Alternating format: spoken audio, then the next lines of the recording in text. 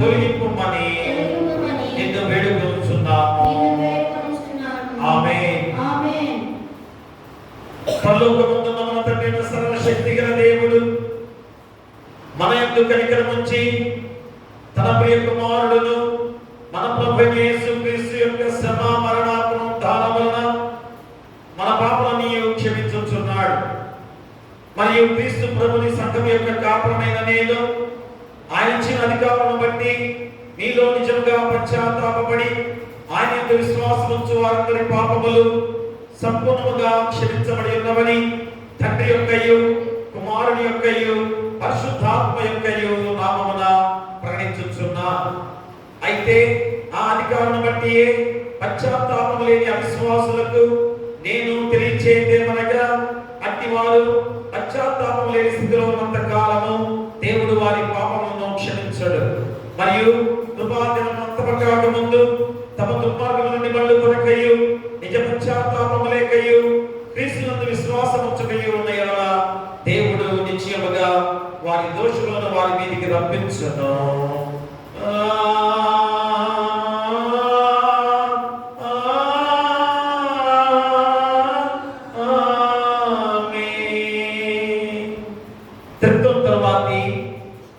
మొదటి ఆదివారం కొరకు ఏర్పాటు చేయబడిన ప్రారంభ గీతాన్ని చదువుకుందాం. ఓ ప్రభువా, నేను నీ యందు నమ్మిక ఉంచున్నాను. రక్షణ విషయమై నా హృదయం హర్షించుచున్నది. యెహోవా నాకు మహోపకారము చేసి ఉన్నాడు. నేను ఆయనను కీర్తించెదను. యెహోవా, ఎన్నాళ్ళ వరకు నన్ను మర్చిపోదువు? నాకెంతకాలము విముఖుడవై ఉందువు?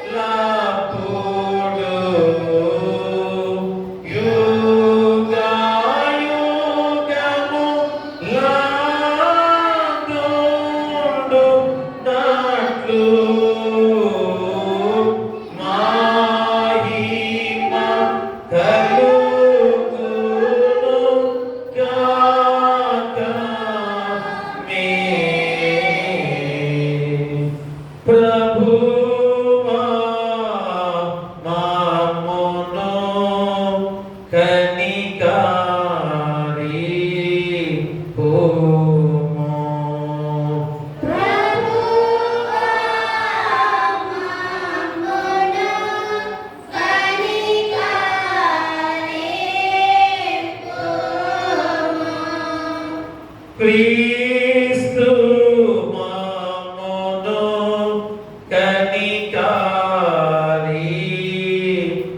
కనికరించుము. క్రీస్తు మమ్మును కనికరించుము. ప్రభువా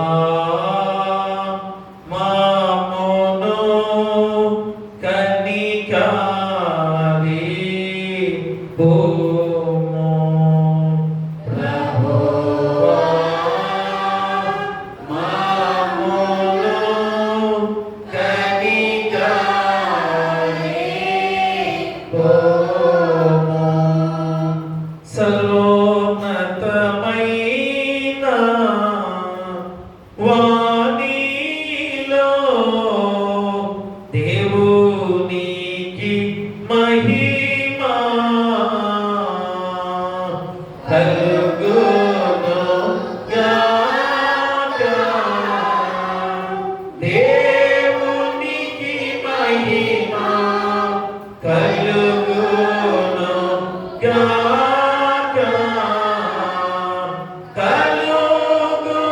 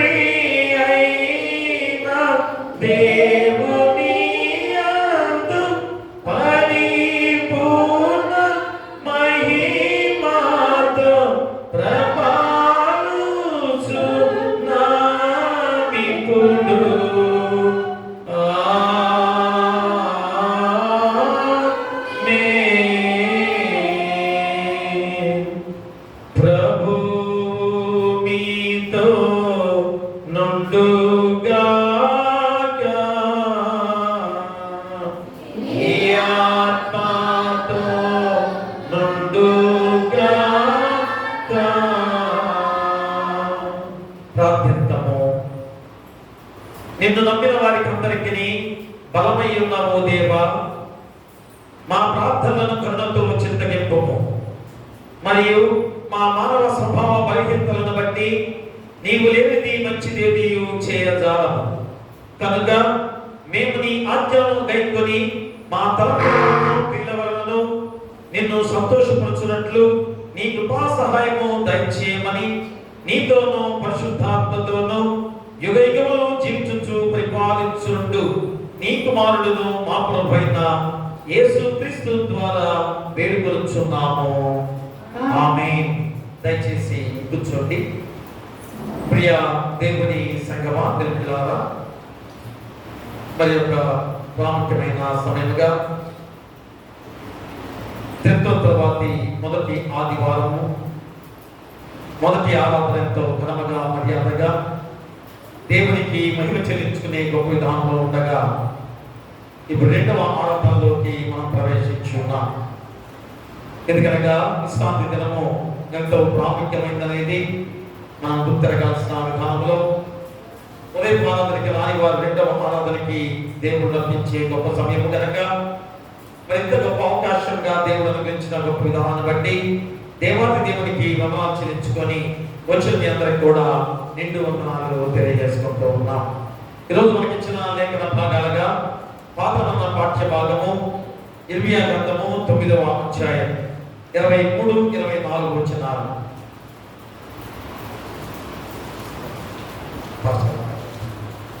ఇర్మియా గ్రంథము 9వ అధ్యాయము 23-24 వచనాలు.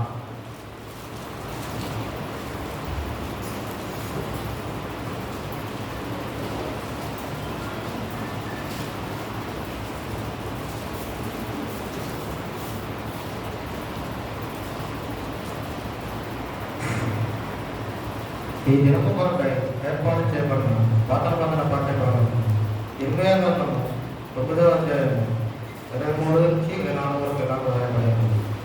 యెహోవా ఇలాగ సెలవించుచున్నాడు, జ్ఞాని తన జ్ఞానం బట్టి, సూర్యుడు తన సౌరభం బట్టి అతిశయింపకూడదు, ఐశ్వర్యవంతుడు తన ఐశ్వర్యమును బట్టి అతిశయింపకూడదు. అతిశయించువాడు దేవుని బట్టి అతిశయింపవలేదా?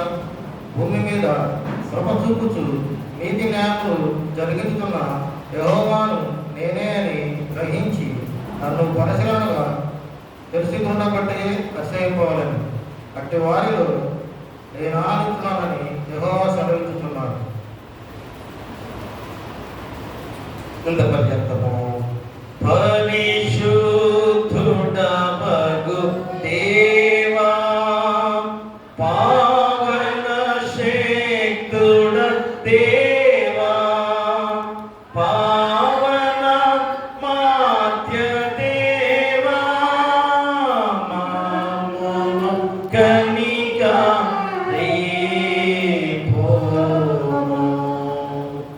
అలాగే అపోస్తలుడైన పౌలు తిమోతికి రాసిన మొదటి పత్రిక 6వ అధ్యాయము 6-19 వచనాలు. అపోస్తలుడైన పౌలు తిమోతికి రాసిన మొదటి పత్రిక 6వ అధ్యాయము 6 నుంచి 19 వచనాలు.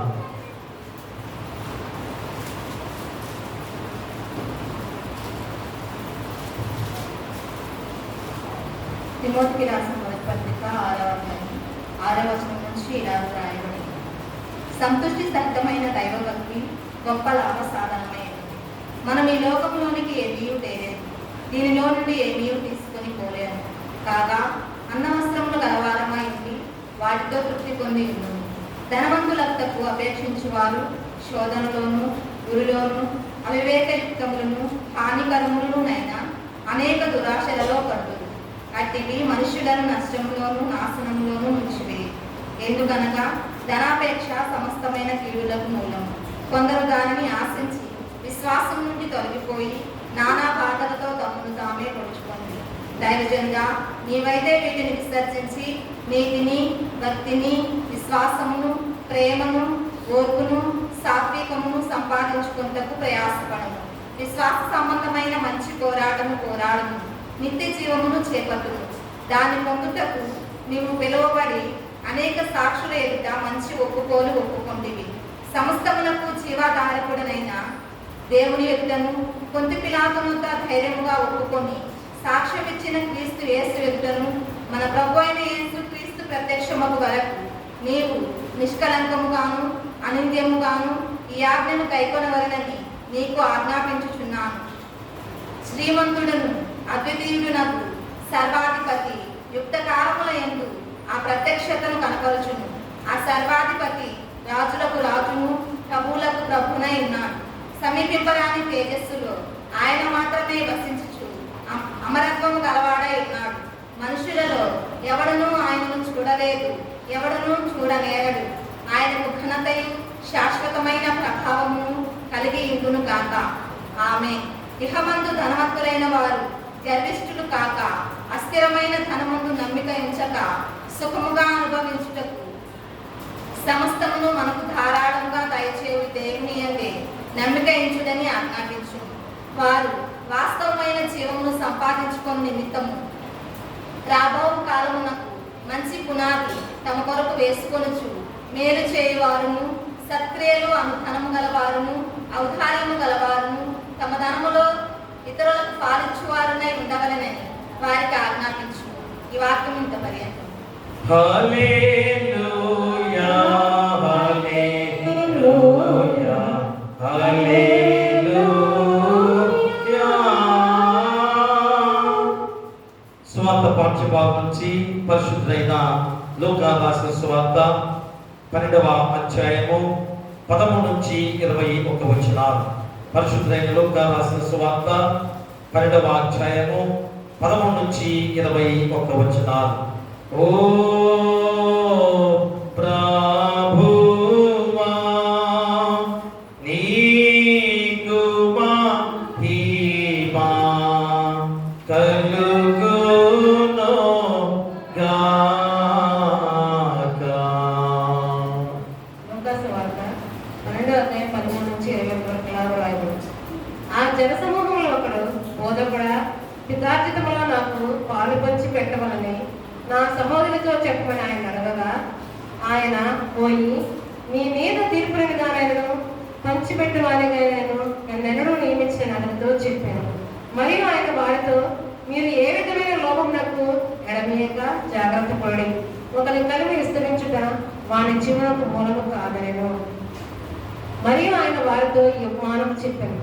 ఒక ధనవంతుని భూమి సమృద్ధిగా పడెను. అప్పుడు అతడు నా పంట సమకూర్చుకొనుటకు నాకు స్థలము చాలదు కనుక నేనేమి చేతునని తనలో తాను ఆలోచించుకొని నేను లాగు చేతును నా కొట్లు విప్పి వాటికంటే గొప్ప వాటిని కట్టించి అందులో నా దానిమంతటి నా ఆస్తిని సమకూర్చుకొని నా ప్రాణంతో ప్రాణమా అనేక సంవత్సరములకు విస్తారమైన ఆస్తి నీకు సమకూర్చబడి ఉన్నది. సుఖించుము, తినుము, త్రాగము, సంతోషించుమని చెప్పుకుందని అనుకున్నాను. అయితే దేవుడు వెర్రివాడా, ఈ రాత్రి నీ ప్రాణం అడుగుచున్నారు. నీవు సిద్ధపరిచినవి ఎవని పగలనో అతనితో చెప్పినాను. దేవుడు ఎట్లా ధనవంతుడు కాక తన కొరకే సమకూర్చుకునేవాడు అలాగనేదని చెప్పాను. సువార్త పట్టణంతో పర్యంతం. ఓ క్రీస్తు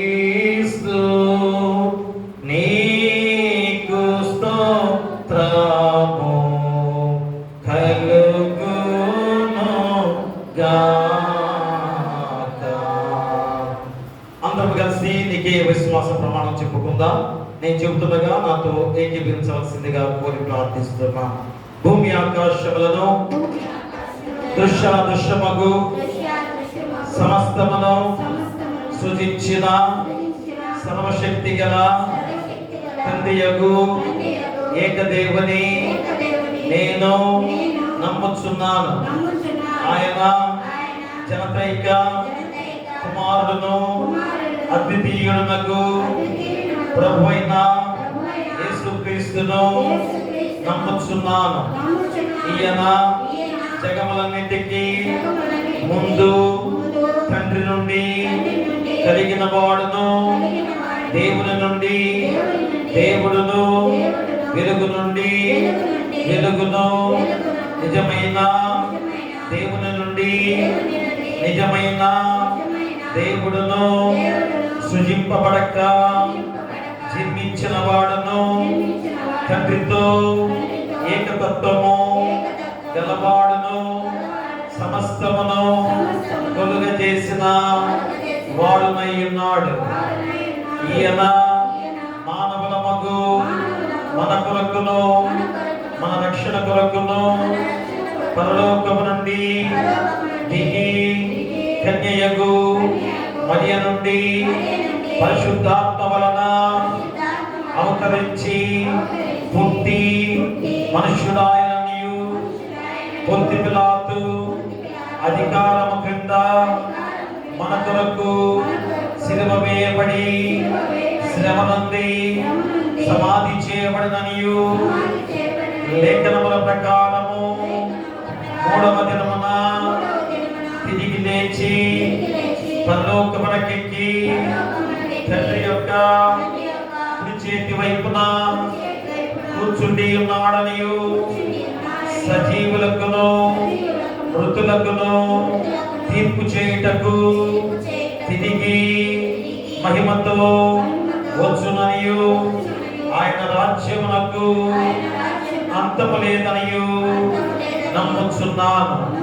తండ్రి నుండి కుమారుని నుండి బయలువెడలొచ్చు తండ్రితోనూ కుమారునితోనూ ఏకముగా ఆరాధింపబడుచు మహిమ పరపబడుచు ప్రవక్తల ద్వారా మాట్లాడిన వాడును, జీవమునకు దాతయు ప్రభువునగు పరిశుద్ధాత్మను నమ్ముచున్నాను.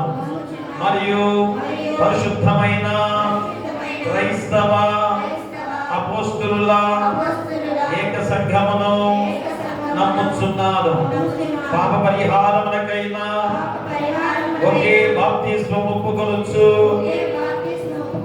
మృతుల పునరుద్ధానము కొరకును రాబోవు లోక సంబంధమగు బ్రతుకు కొరకును నిరీక్షించుచున్నాను. ఆమేన్. దయచేసి కూర్చోండి. ఆంధ్ర క్రైస్తవ కీర్తన పుస్తకం నుంచి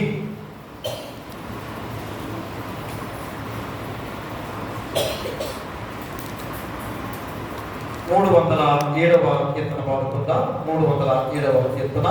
హే ప్రభు యేసు, హే ప్రభు యేసు, హే ప్రభు యేసు, హే ప్రభు యేసు, హే ప్రభు దేవసుతా సిల్వధరా పాపహరా శాంతికరా. హే ప్రభు యేసు, హే ప్రభు యేసు, శాంతి సమాధానాధిపతి స్వార్థముల ప్రశాంతనిధి శాంతి స్వరూప జీవన దీప శాంతి సువార్తనిధి సిల్వధరా పాపహరా శాంతికరా. హే ప్రభు యేసు, హే ప్రభు యేసు, తపములు తరచిన నిన్నే కదా, జపములు నిన్నే కదా,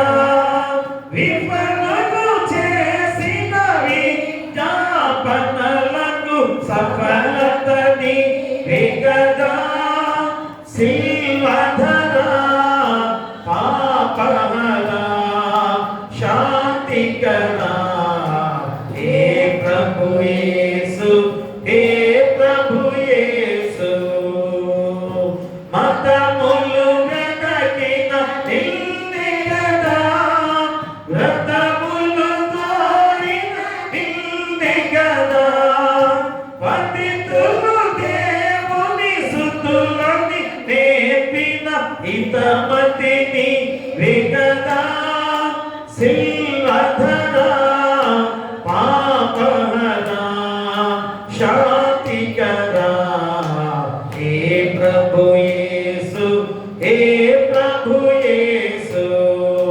पलुकुललोनि शांति कदा तोलकरिवा तुलिसे कदा मल मल पाडिन मानव कलकललाडे कदा सिलवधरा पापहरा शांतिकरा हे प्रभु येसु कानन तुल्य समाजमुलो हीनत చెందెను మానవతా మానవ మైత్రిని సిల్వవత కముదానము చేసే కదా సిల్వధరా పాపహరా शांतिकरा हे प्रभु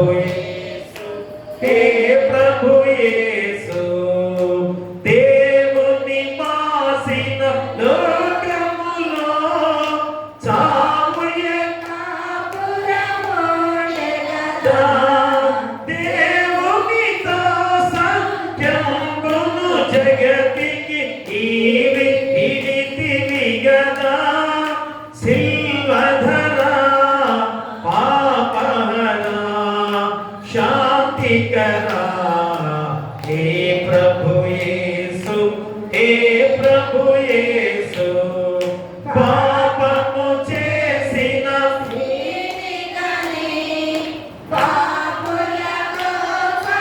మరణే కదా దాపున చేరి పాపిని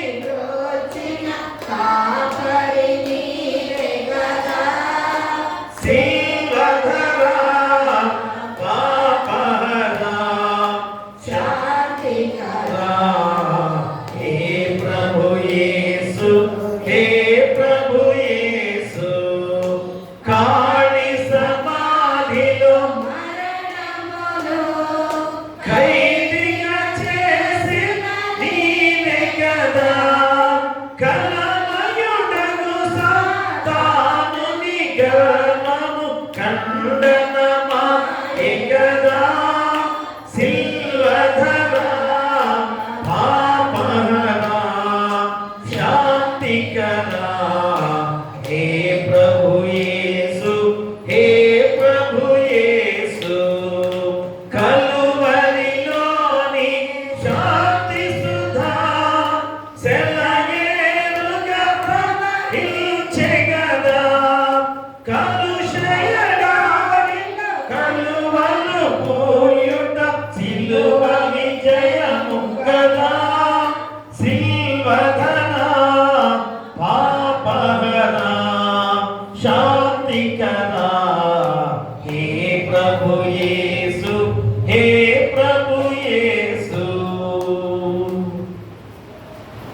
మన తండ్రి దేవుని నుండి మన ప్రభు యేసుక్రీస్తు నుండి కృపయు సమాధానము కలుగును గాక ఆమేన్. దయచేసి కూర్చోండి. ప్రియ దేవుని సంగమా దేవులారా, మరి గొప్ప సమయముగా దేవాది దేవుని మహాకృప చేత మరి 3 లేఖన భాగాల ద్వారా ఎంత గొప్ప సత్యంతో కూడిన వాక్యాన్ని, ఈ లోకంలో మనం జీవించే విధానాలు ఎలా ఉన్నాయో, మరి దేవునికి ఇష్టమైన వారిగా జీవిస్తున్నామో, దేవునికి విరుద్ధమైన వారిగా జీవిస్తున్నామో, ఈరోజు ఆలోచన చేసుకునే గొప్ప వాక్యమే ఈ 3 లేఖన భాగాల ద్వారా దేవుడు అనుగ్రహించిన గొప్ప విధానం. ఎందుకనగా ఇర్మియా ప్రవక్త ద్వారా ఇశ్రాయేలు జనాంగానికి ఎంతో గొప్ప వాక్యాన్ని, ఈరోజు హెచ్చరికతో కూడిన వాక్యాన్ని అందిస్తూ ఉన్న దేవాది దేవుడు. ఏమిటి ఇశ్రాయేలు జనాంగానికి ఇర్మియా ప్రవక్త బోధించాడు అనగా మరి ఏ విషయంలో మనం అతిశయిస్తున్నాం, దేని విషయంలో మనం అతిశయపడుతున్నాం అనేది ఆలోచన చేసుకోవాలి. అంటే మనుషుల యొక్క జ్ఞానాన్ని బట్టి, లేకపోతే మన బలాన్ని బట్టి, లేకపోతే మన ఐశ్వర్యాన్ని బట్టి మనము అతిశయిస్తున్నామా, గర్వపడుతున్నామా? అది కాదు అని ఈరోజు గుర్తు చేస్తూ ఎంతో దీవెనకరమైన మాటల ద్వారా అతిశయించువాడు దేన్ని బట్టి అతిశయించాలి అనగా, భూమి మీద ప్రభుత్వం నీతి న్యాయంలో జరిగించున్న యెహోవాను నేనే అని గ్రహించి నన్ను పరిశీలనగా తెలుసుకున్న బట్టియే అతిశయింపవలెను. అట్టి వాటిలో నేను ఆనందించువాడని యెహోవా సెలవిచ్చుచున్నాడు. చూడండి, దేని యందు అతిశయించాలి, దేని విషయంలో మనం అతిశయించే వారిగా ఉంటున్నామో ప్రతి ఒక్కరికి కూడా తెలిసి రోజు కదా. జ్ఞానవంతులుగా ఉన్నవాడు ఏం చేస్తున్నాడు? అయ్యా గొప్ప జ్ఞానవంతులు అని చెప్పేసి అతిశయపడుతున్నాడు. మా బలముగా ఉన్నవారు ఏం చేస్తున్నారు? అయ్యది నా బలము, నా ఖండ, లేకపోతే నా బలముతో దేనైనా నేను సాధించుకోగలను అనే బలాచ్యులు ఈరోజు మనందరం చూస్తున్నాం.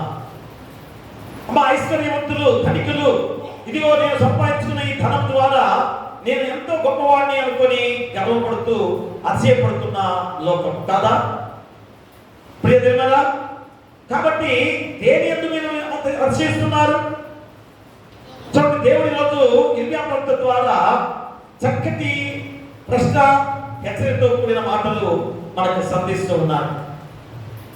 అందుకనే ప్రియ దేవుని బిడ్డలారా, మరి పత్రిక పాఠ్యభాగంలో అపోస్తలుడైన పౌలు తిమోతికి లేఖ రాస్తూ మరి మనం ఎలా ఉండాలి? సంతృష్టి సహితమైన భక్తి మంచి లాభదాయకంగా ఉన్నది అని గుర్తు చేస్తున్నాడు. చూడండి, ఎలాంటి భక్తి ఉండాలి? సంతృష్టికరమైన భక్తి నీలో ఉండాలి. అది మనకి మంచి లాభదాయకమైన విధానమని గుర్తు చేస్తున్నాడు.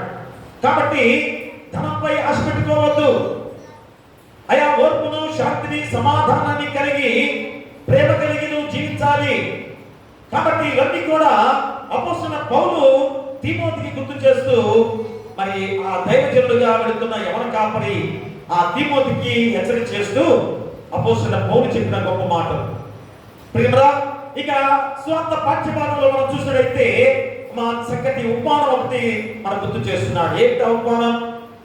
ఒక ధనవంతుడైన వ్యవసాయ రైతు విషయంలో చక్కటి ఉపమానాన్ని దేవుడు గుర్తు చేస్తున్నాడు. ఏమిటి?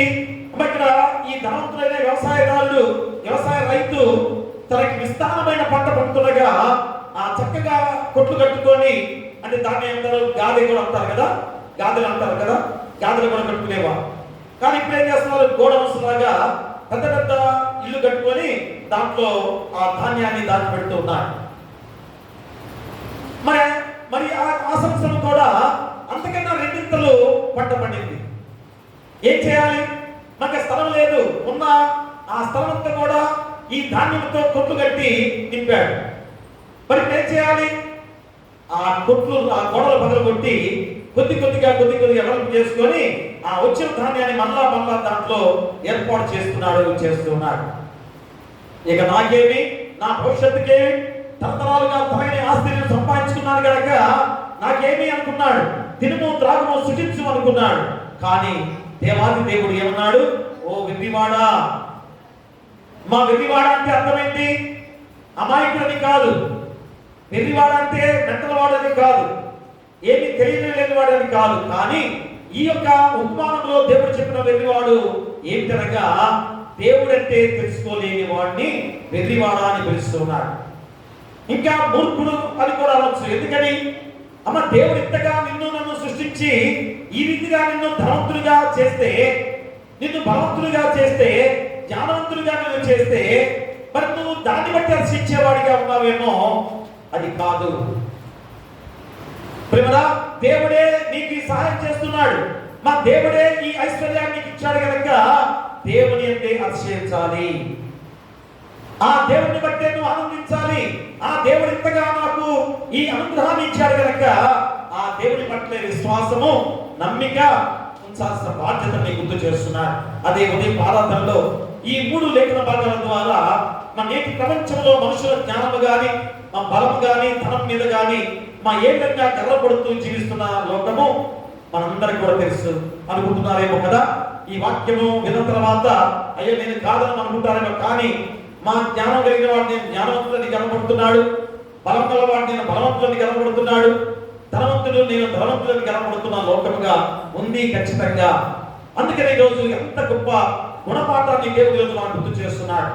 అందుకనే ఈ రోజు ఈ యొక్క మొదటి ఆరాధనలో ధనమా దైవమా అనే అంశాన్ని గుర్తు చేశారు. మరి ధనం వైపును వెళ్తావా, దైవం వైపును వెళ్తావా? ఏది కావాలి నీకు? మరి ఏది కావాలి? ఎవరు కావాలి? అందుకని సొలొమోను మహారాజు ఏం చేశాడు? మన చిన్న బాలుగా ఉన్నప్పుడు రాజుగా దేవుడు ఏర్పాటు చేసుకున్న తర్వాత దేవాది దేవుడు అడిగాడు, ఓ సొలొమోను నీకేం కావాలి? మరి ఏం కావాలన్నప్పుడు ఏమడిగాడు? ధనం అడిగాడా? కాదు, వివేకంతో కూడిన జ్ఞానాన్ని ప్రసాదించు తండ్రి. వివేకంతో కూడిన జ్ఞానము. మరి ఎంత గొప్ప మాట చూసారా? అదే ఇంకోడైతే ఏమనేవాడు? ఆ సైన్యాన్ని, గొప్ప సైన్యాన్ని నాకు ఇవ్వు అంటారు కదా. అయా మంచి ఆస్తి ఐశ్వర్యాన్ని నాకు ఇవ్వు అని చెప్పేసి అంటుంటారు కదా. కానీ సొలొమోను అడిగినది ఏంటంటే, నాకు వివేకంతో కూడిన జ్ఞానాన్ని ప్రసాదించు. అంటే దేవుని జ్ఞానమే నీకు సంపదను ఐశ్వర్యాన్ని సృష్టిస్తుంది అని ఖచ్చితంగా చెబుతున్న లేఖన భాగ. అందుకనే గర్వపడ్డ వారు ఎవరు? మా నెబుకద్నెజరు బబులోను సామ్రాజ్యాన్ని కట్టించి ఒక మేడ మీద ఎక్కి చూసి ఎంత గర్వంగా ఫీల్ అయిపోయాడో, ఇది నేను కాదా కట్టించింది? ఈ బబులోను సామ్రాజ్యాన్ని నా చేత నిర్మించబడింది కాదా? నా తెలివి, నా జ్ఞానము, నా సంపద అంతా కూడా నేను వెచ్చించి బబులోను సామ్రాజ్యాన్ని కట్టుకున్నానని అన్న వెంటనే ఏమైపోయాడు? ఒక పశువుగా మారిపోయిన సందర్భం. ప్రేమగా గర్వపడే వారందరూ కూడా పశువుతో సమానం. చూడండి ఎంత గొప్ప అర్థాన్ని ఇచ్చిన విధానాన్ని మనందరం కూడా గమనించుకోవాలి ప్రియ దేవుని గారు. అందుకే హృదయ పారంతలు ఇవన్నీ కూడా గుర్తు చేసే సందర్భాలు. ఇంకా ఎవరు? గెహాజీ గురించి కూడా చెప్పుకున్నా. గెహాజీ ఎక్కడున్నాడు? ఎవరి దగ్గర ఉన్నాడు? ఎలీషా దైవజనుడి దగ్గర శిష్యుడుగా ఉన్నాడు. ఏం కావాలి? మన దేవుని దగ్గర ఉన్నప్పుడు, దేవుని దగ్గర ఉన్నప్పుడు మనకి ఏం కావాలి? ఏది అవసరం లేదు కదా. మన దేవుడే అన్ని కూడా ఇచ్చే దేవుడుగా ఉన్నాడు కనుక, సమస్తము కూడా ఎలీషా చూసుకుంటున్నాడు కనుక నీకేం కావాలి? కానీ నయమాను కుష్ఠరోగం ద్వారా అల్లాడిపోతున్న విధానాలలో ఎంతో మంది రాజులు, ఎంతో మంది దేశాలు పంపించాడు వైద్యులకు కావాలి. అయ్యా నాకు కుష్ఠరోగం తీసివేయాలి, ఎవరున్నారని చెప్పేసి ప్రతి రాజు కూడా ఉత్తరం రాసుకున్నాడు. సర్వ సైన్యాధ్యక్షుడిగా ఉన్న నయమాను. తగ్గిందా? కుష్ఠరోగం పోయిందా? మరి ఎలాగా? అప్పుడు ఇస్రాయేల్ దేశం మీద దండెత్తి యుద్ధానికి వెళ్ళినప్పుడు ఆ ఇస్రాయేల్ జనాంగాన్ని చెరగొట్టబడి తీసుకొచ్చారు. దానిలో ఒక చిన్న పాప ఉంది, చిన్న బాలిక. మా చిన్న బాలికలో ఉన్న శక్తి ఏంటి? దేవుని వాక్యమే. దేవుని వాక్యమే సువార్తగా ప్రవహించి ఈరోజు ఒక సర్వ సైన్యాధ్యక్షుడిగా ఉన్న నయమాను జీవితాన్ని మార్చింది. ప్రియా అంటే ఇశ్రాయేలు జనాంగముగా ఉన్న జనాంగములో 12 ఏళ్ల లోపులోనే ధర్మశాస్త్రాన్ని నేర్చుకునేవారు. మా 12 ఏళ్ల ప్రాయంలోనే బైబిల్ అంతా కూడా తెలుసుకునేవారు. చూడండి ఎంత గొప్ప బిడ్డలుగా ఎదిగిన ఇశ్రాయేలు జనాంగం. మన బిడ్డలు ఉన్నారా? ప్రియమురా ఆ రీతిగా ఉంటున్నారా? మరి ఎలాగా దేవుని యందు భయభక్తులుగా పెంచే తల్లిదండ్రులుగా మీరుతున్నారా? బిడ్డలందరూ కాదు కానీ తల్లిదండ్రులుగా మీరు ఏం చేస్తున్నారు? ఒక బాధ్యతగా మనం స్వీకరించే వారిగా ఉన్నామా? దేవుడు ఇచ్చిన బాధ్యత, మన ఈ బిడ్డలను దేవుని వారసులుగా పెంచే బాధ్యత నీపై ఉంది. అది రేపు తీర్పు సమయంలో నేను అడుగుతాడయ్యా, నీకు బిడ్డలు ఇచ్చాను కదా, మరి మీ బిడ్డలను ఎలాగ పెంచారు? ఏం సమాధానం చెప్తారు? చిన్న బిడ్డలు మద్యం సేవిస్తున్నారంటే మా గుండె తగ్గిపోతుంది. ఎందుకు అలవాట్లు వస్తున్నాయి? ఎందుకు వచ్చాయి అలవాట్లు? మా వాసన చూస్తేనే అసహ్యంగా ఉండే విధానంలో ఆ చిన్న బిడ్డలు ఎందుకు మద్యానికి బానిసలైపోతున్నారు? ఒకసారి ఆలోచన చేశారా? ఎవరిది బాధ్యత? ఆ బిడ్డలదే బాధ్యత కాదు. తల్లిదండ్రులుగా, పెద్దవారుగా, సమాజముగా అందరిది కూడా బాధ్యతే. ప్రతి విషయంలో కూడా మద్యం ఏళ్ళై పారిపోతున్న విధానాన్ని మనం గుర్తు చేసుకోవాలి. మా ప్రతి విషయము చనిపోయిన అంతే, పుట్టిన అంతే కదా. చనిపోయి కన్నీరు కాస్తూ దుఃఖపడుతుండగా మా ప్రతి ఒక్కరు కూడా పక్కకి వెళ్ళి వస్తుంటారు కదా. ఎవరితో మాట్లాడినా కానీ గుప్పు మన కొట్టుతున్న వాసన. మనకేమో గుండెలు తక్కుపోతూ చనిపోయిన కుటుంబం, కన్నీరు కాస్తున్న కుటుంబాన్ని చూసి బాధ కలుగుతుంటే మనం చేసే క్రియలు ఎలా ఉన్నాయో ఆలోచన చేసుకోవాలి ప్రియ దేవులారా. అందుకనే మా ధనమా దైవమ్మా, అందుకనే ఒకటి కలిమి విస్తరించడం వలన ఆ జీవము నీకు ఉండదు అని కూడా మా లోకస్వార్థుల ద్వారా దేవుడు గుర్తు చేసిన గొప్ప మాటలు. మా కలిమి విస్తరిస్తే జీవం మనకు దక్కదు, ఆ జీవం మనకు రాదని ఖచ్చితంగా నీకు చెబుతున్నాడు. అంటే ఎలాగా కలిమి విస్తరించకపోతే అయ్యా మేము ఎలాగ జీవించాలని అనుకుంటున్నామేమో. అంటే ధనము సంపాదించుట పాపం కాదు. అమ్మ దయచేసి గమనించండి, ధనము సంపాదించుట పాపం కాదు, ధనాన్ని ప్రేమించుట పాపము. ఏమని చెప్పాడు? ధనాన్ని ప్రేమించుట పాపం. అంటే ధనమే ఈ లోకానికి అవసరము కదా. చాలా మంది కూడా ఆ మాట అంటుంటారు, డబ్బుంటే చాలండి ఏదైనా చేసుకోవచ్చు అని మాట అనుకుంటుంటారు కదా. మరి నైమాన కుష్ఠరోగాన్ని ఎంత డబ్బు ఉంది, ఎంత డబ్బు ఉంది, ఎంత ఐశ్వర్యం ఉంది, వెండి బంగారాలు వస్త్రాలు అన్ని కూడా కానుకగా తీసుకుని వెళ్ళాడు ఎలీషా దగ్గరికి, దైవజనుల దగ్గరికి కదా. ఎలీషా అనే దైవజనుడు ఏమన్నాడు? అయ్యా నాకు కానుకలు ఎందుకు అని అన్నాడు. అక్కడ పక్కన ఉన్న శిష్యుడు గెహాజీ ఏమన్నాడు? ఏమనుకుంటున్నాడు మనసులో? అయ్యో ఇంత వెండి బంగారం వస్త్రాలు వద్దంటున్నాడేంటి అనుకుని మనసులో ఎలాగా బాధపడ్డాడో. ఇక ఆ రథం మీద వారు అవన్నీ తీసుకెళ్తుంటే గెహాజీ ఎలీషాకి చెప్పకుండా పరుగున వెళ్ళాడు, దారి మధ్యలో కలిశాడు. అయ్యా నైమాను, సర్వ సైన్యాధ్యక్షుడిగా ఉన్న నైమాను, ఇదిగో నా యొక్క ఎలీషా దైవజనుడు ఆ వెండి బంగారాలను తీసుకుందామని నాకు చెప్పాడు. అక్కడ ఎలీషా, అక్కడ నైమాను పరిపూర్ణంగా దేవునికి సమర్పించుకోవాలని ఆ వస్తువులన్నీ కూడా తీసుకొచ్చాడు. మా దేవునికి సమర్పించుకునే హృదయము, మా ఇక దేవుడికి ఇచ్చేయాలని మనస్తత్వంతో వచ్చాడు కనుక అది ఇచ్చేయాలని ఆలోచన చేశాడు కదా. మరి గెహాజీ అన్న మాటలకి ఏ మాత్రం కూడా చేయకుండా వెంటనే ఇచ్చి పంపించి వేశాడు. నైమానికి ఏమైనా కష్టం కలిగిందా? ఇంకా అంతకన్నా గొప్ప దీవులు పొందుకున్నాడు. మా దేవుల్లో పరిపూర్ణమైన విశ్వాసిగా ఎదిగాడు. కానీ ఎప్పుడైతే దైవజనుడు వద్దున దాన్ని ఇది ధర్మం వ్యామోహం మీద ఆ డబ్బును తీసుకుని వచ్చాడో ఎవరు? గెహాజీ కదా. ఎక్కడ తీసుకెళ్ళాడు? ఎలీషా దగ్గర తెచ్చాడా? కాదు, ఇంటికి తీసుకెళ్ళాడు. సరాసరి ఇంటికి వెళ్ళి ఎప్పుడైతే ఆ వెండి బంగారాలు ఆ వస్త్రాలన్నీ కూడా ఇంట్లో దాచిపెట్టుకున్నాడో కాసేపటికి చేతులు కాళ్ళు కొరుకుపోతూ మొత్తం కూడా ఒళ్ళంతా కూడా కుష్ఠరోగంతో భయంకరమైన చర్మం పగిలిపోతూ రక్తం కారుతూ చీముగా కారుతూ నికృష్టమైన జీవితాన్ని గడిపే స్థితి పొందుతున్నాడు. అంటే నైమానికి కుష్ఠరోగము ఎలాగ తీసుకొచ్చిందో తెలుసా అమ్మ? అత్యాశ. అమ్మ ఈరోజు లోకంలో కూడా మనకు కాని దాన్ని ఆశపడవద్దు. అందుకనే తలాంతులు ఎందుకు చెప్పాడు? 5 తలాంతులు ఒకరికి, 2 తలాంతులు ఒకరికి, 1 తలాంతు ఎందుకు ఇచ్చాడు దేవుడు? నీ సామర్థ్యం అంతే ఉంది కనుక నీకు 5 తలాంతులు ఇచ్చాడు. మరి నీకు 2 తలాంతులు సామర్థ్యం ఉంది కనుక 2 తలాంతులు ఇచ్చాడు. నీకు 1 ఉంది కనుక నీకు 1 ఇచ్చాడు. నువ్వు ఆ 5 తలాంతులు వాడిని చూసి అసూయపడవద్దు. మా ధనవంతుడిగా ఉన్న వాడిని చూసి అసూయపడవద్దు. దేవుడి చిత్తంలోనే సంతృప్తి పడాలి. మా దేవుడు ఏదైతే నీకు ఇచ్చాడో దానిలోనే సంతోషంగా ఉండాలి. కానీ ఈరోజు లోపల ఎలాగుంది? అంత నాకే కావాలి, అవునా కదా? మొత్తం నాకే ఉంటే ఎంత బాగుంటుంది అని అనుకుంటున్నారు కదా. అంత నాకే కావాలంటే ఈ దుష్టోగం లాంటి భయంకరమైన ఆ నికృష్టమైన దుర్మార్గమైన క్రియలన్నీ పాపంతా కూడా మూట కట్టుకొని మీరు వస్తుందని మర్చిపోతున్నారు. మా ఈరోజు నీకున్న అన్నపాన వస్త్రాలతో ఎంత సంతోషంగా ఉన్నావు? ధనవంతుడిగా ఉన్నవాడు చాలా బాగున్నాడని అనుకుంటున్నావేమో. మా ప్రతిరోజు కూడా అతనికి సమస్యలే, శోధనలే.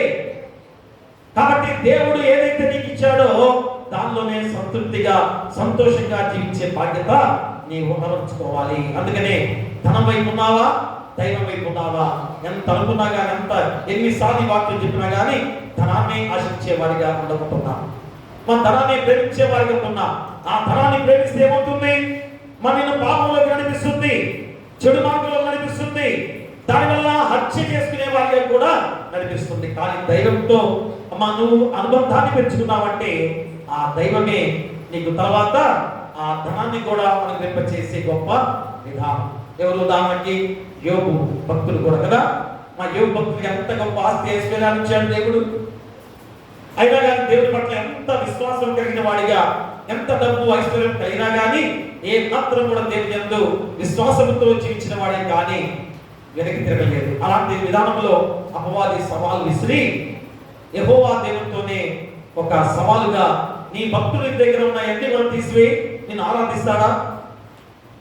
వెంటనే దేవాది దేవుడు తన భక్తుల పట్ల ఎంత విశ్వాసాన్ని కనబరిచాడో, నా భక్తులు ఎంత గొప్పవాడో అని తలచి ఆ భక్తుల పట్ల విశ్వాసం చూపించిన దేవుడు ఎంత గొప్ప మాట కదా.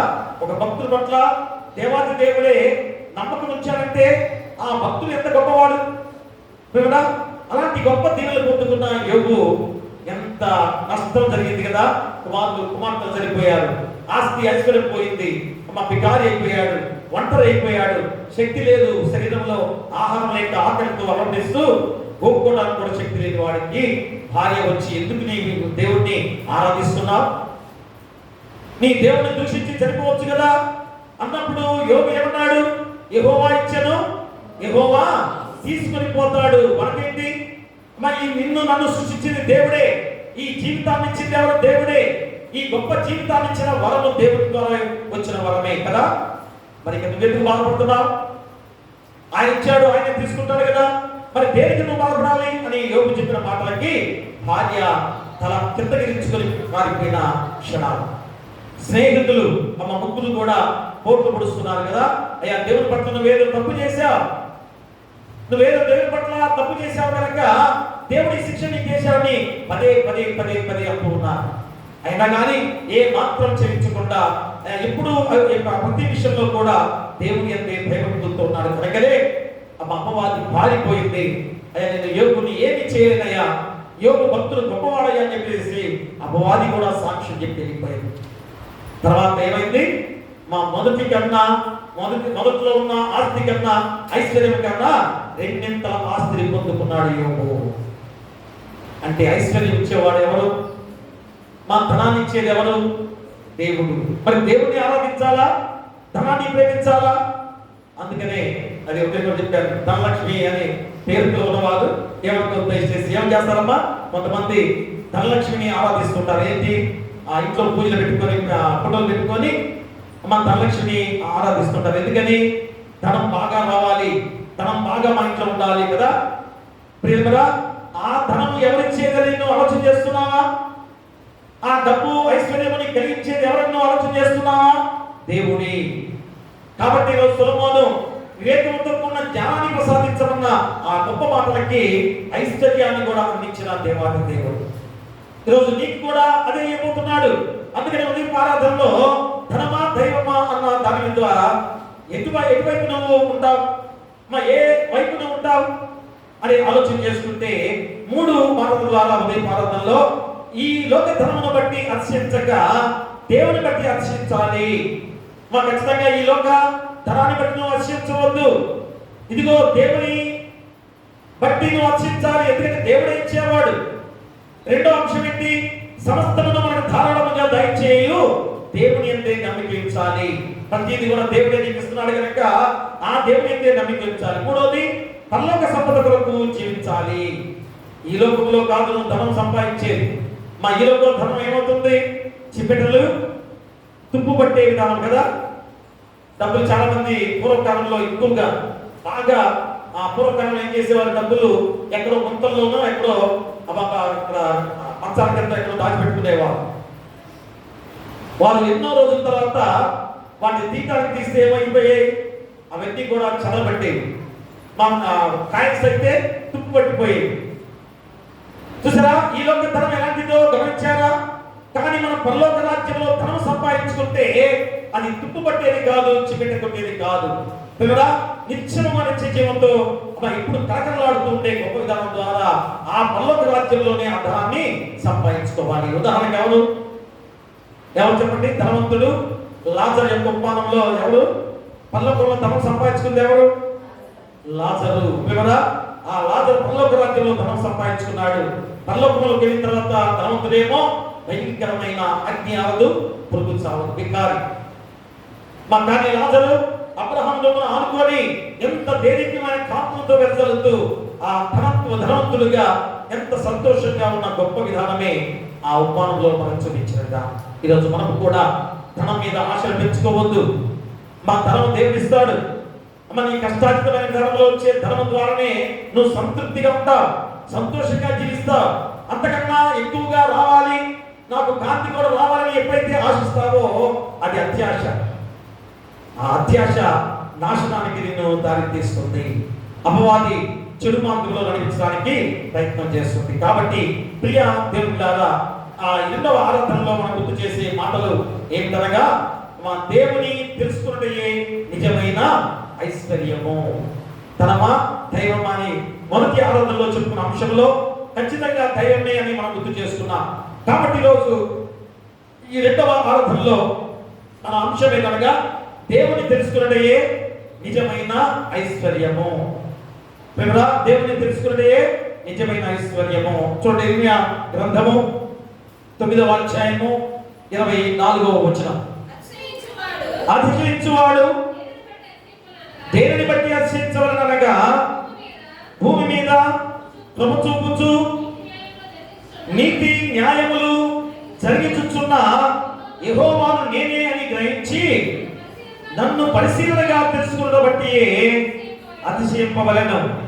అట్టి వాటిలో నేను ఆనందించువాడనని యెహోవా సెలవిచ్చుచున్నాడు. ఎంతకన్నా మా మూలవాక్యంలో చెప్పే ఈ గొప్ప మాటలు మనందరం గ్రహించుకోవాలి. ఎప్పుడైతే భూమి మీద ప్రభు చూపించే దేవుడు, మా నీతి న్యాయములు జరిగించే గొప్ప దేవుడు యెహోవా అని నువ్వు తెలుసుకొని మా ఆయన్ని ప్రేమించేవాడిగా ఉన్నట్లయితే, ఖచ్చితంగా ఆయన తెలుసుకునే వాడిగా ఉన్నట్లయితే, ఖచ్చితంగా మరి నేను వారి పట్ల ఆనందించేవాడిగా ఉండబోతున్నానని దేవుడే సెలవిస్తున్న గొప్ప మాట. కాబట్టి ప్రియమైన దేవుని బిడ్డలారా, మరి ఈ లోకంలో ప్రతి మనిషి కూడా ఏదో ఒక విషయంలో గొప్పతనాన్ని వెతికే వాడిగానే జీవిస్తున్నా. అవునా? మా ఈ లోకంలో ప్రతి విషయంలో కూడా ఐశ్వర్యంలో గొప్పవాడు కావాలని, బలంలో గొప్పవాడిగా ఉండాలని, ఇంకనో అధికారంలో కూడా నేనే గొప్పవాడి కావాలనే ఆశ లేదా? మా దాని కొరకు వెతికేవాడిగా ఉన్నామా లేదా? కాబట్టి రోజు ఆలోచన చేసుకోవాలి. కొందరు తమ జ్ఞానాన్ని, కొందరు తమ బలాన్ని, మరికొందరు తమ ధనాన్ని బట్టి గర్వపడుతున్న వారే ఈ లోకంలో ఉన్నారు. ఖచ్చితంగా ఉన్నారు.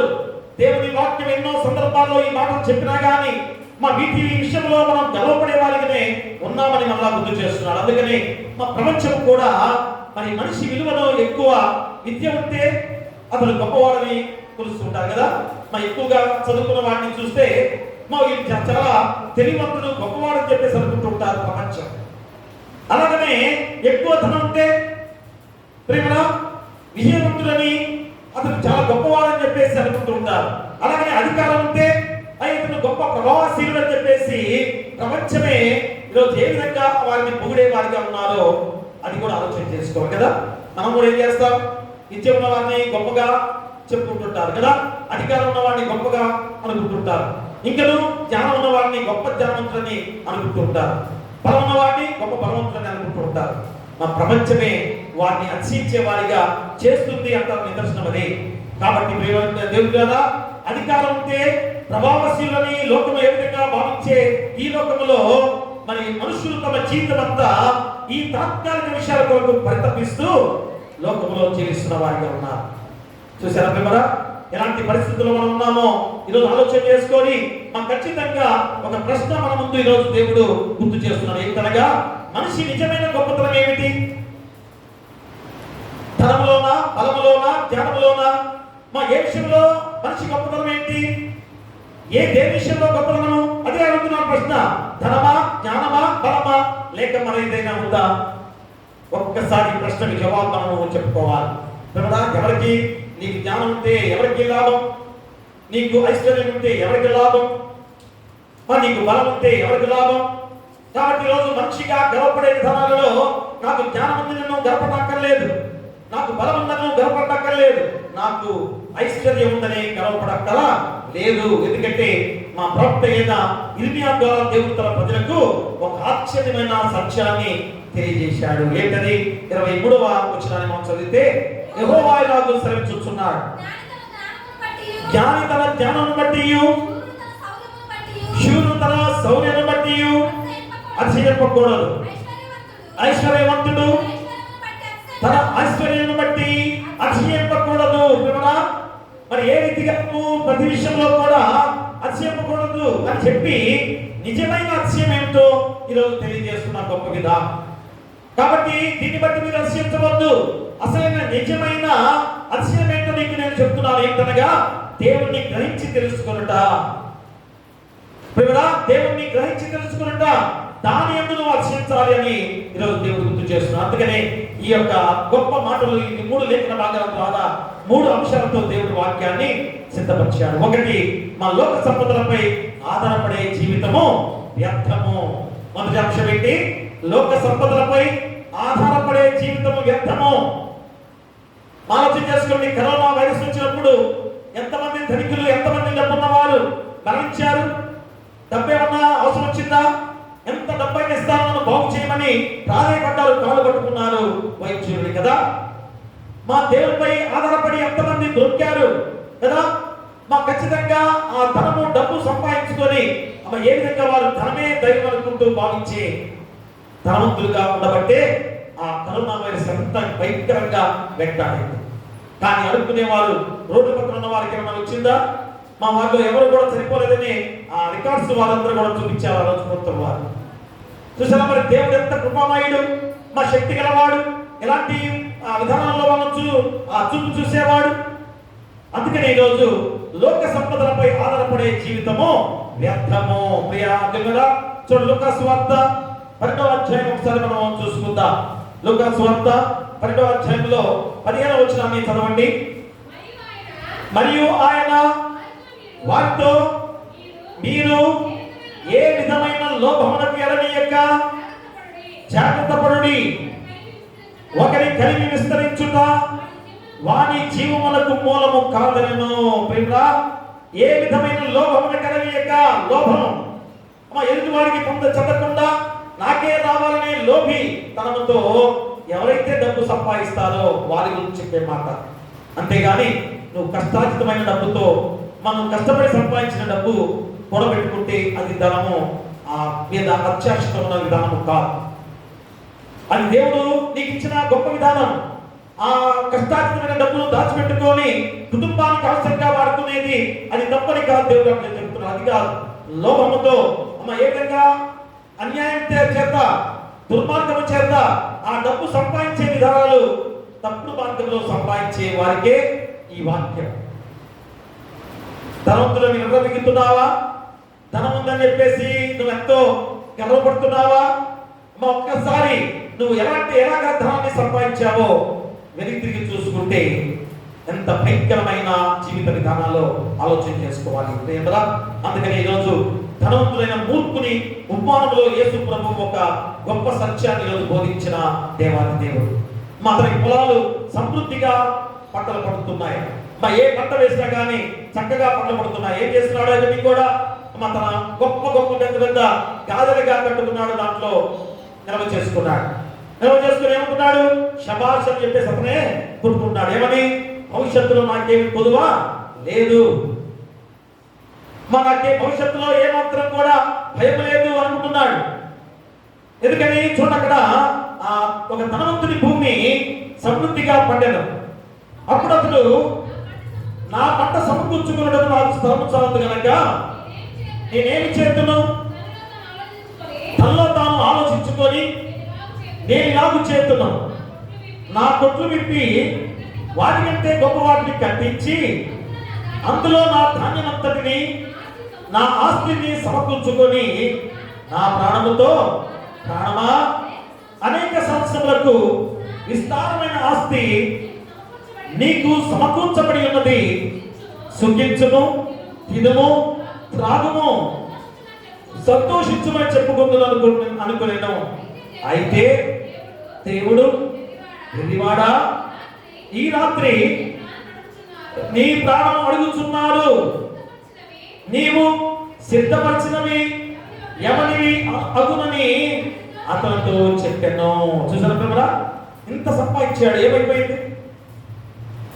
అమ్మ ఇంత ఆస్తి ఉంది, ఆ రాత్రి నీ ప్రాణాన్ని అడుగుతున్నారు. ఎవరు అడుగుతున్నారు? ఒక్కసారి ప్రకటన గ్రంథంలో 7వ అధ్యాయంలో మీరు చదువుకున్న తర్వాత ఇంటి దగ్గర ఎన్నోసార్లు చెప్పారు కదా. ఎవరు అడుగుతున్నారంటే ఇదిగో 7వ అధ్యాయంలో ప్రకటన గ్రంథం గ్రంథం 7వ అధ్యాయంలో పరిశుద్ధులుగా ఉన్నవారు ఈ లోకంలో బాధలు శ్రమలు అనుభవించి తన వస్త్రాలు తెలుపుగా చేసుకొని రక్తంలో ప్రోక్షించబడి దేవుని రాజ్యంలో వాసులుగా ఉన్న వారందరూ కూడా అడుగుతున్నారు. ప్రేమరా కాబట్టి వెంటనే వెర్రివాడంటే దేవుణ్ణి తెలుసుకోలేని వాడు వెర్రివాడు, అంతేగాని అమాయకులు కాదు. అమాయకులుగా ఉన్న వారిని వెర్రివాడు అంటారు కదా, వీడు వెర్రిశాస్త్రం చేస్తున్నాడు కనుక అది వెర్రివాడు అంటారు కాదు. ఈ ఉపమానంలో దేవుణ్ణి తెలుసుకోలేని వాడు, మూర్ఖుడిగా ఉన్నవాడు వెర్రివాడని సంబోధిస్తున్నాడు యేసుక్రీస్తు వారు. ప్రేమరా కాబట్టి ఏం చేయాలి? దేవుని ధనవంతుడు కాక తన కొరకే సమకూర్చుకున్నవాడు అలాగుననే ఉండదని చెప్పాను. ప్రేమరా చివరికి ఏమంటాడు?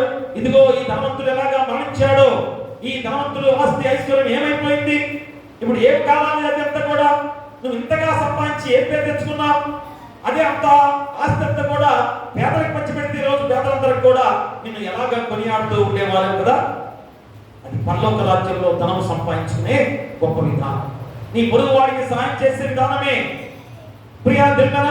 కాబట్టి రోజు సంపద జీవన భద్రతకు హామీ కాదు.